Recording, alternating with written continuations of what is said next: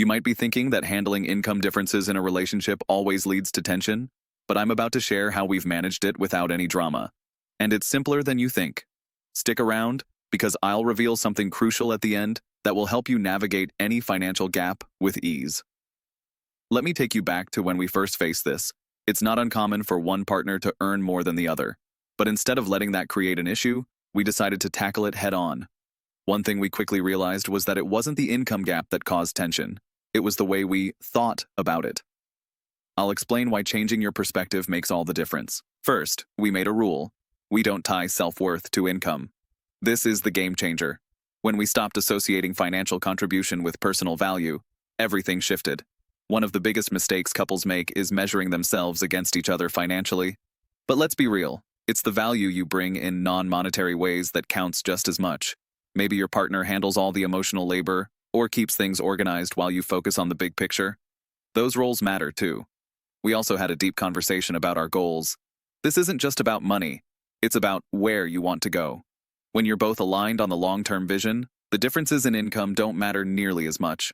For example, if one partner is focused on building a business while the other is in a stable corporate job, there's a sense of understanding that the path will look different.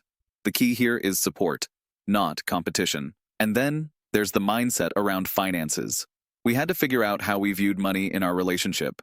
For us, it wasn't about who's bringing in more, it's about what's best for both of us. This is where we implemented a 50-50 approach, not in terms of money, but in effort. We agreed that whatever role we played in our relationship, we both contribute equally in commitment, in time, in energy, and in building a future together. And that, I think, is the key to reducing tension. But here's where I'll tell you something important. The most successful couples I've worked with or observed over the years have all said the same thing. When they stopped letting money be a source of conflict, they began to thrive.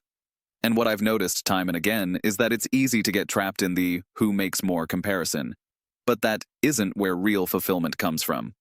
Real fulfillment comes from mutual respect for each other's roles, whether financial or otherwise. So here's a question for you. Are you focusing more on your partner's income than their contributions outside of money? Think about that for a second. And if you're finding yourself stuck in that comparison, it might be time to adjust your mindset. Now, before I wrap up, I'm going to share the one thing that completely transformed how we viewed money in our relationship.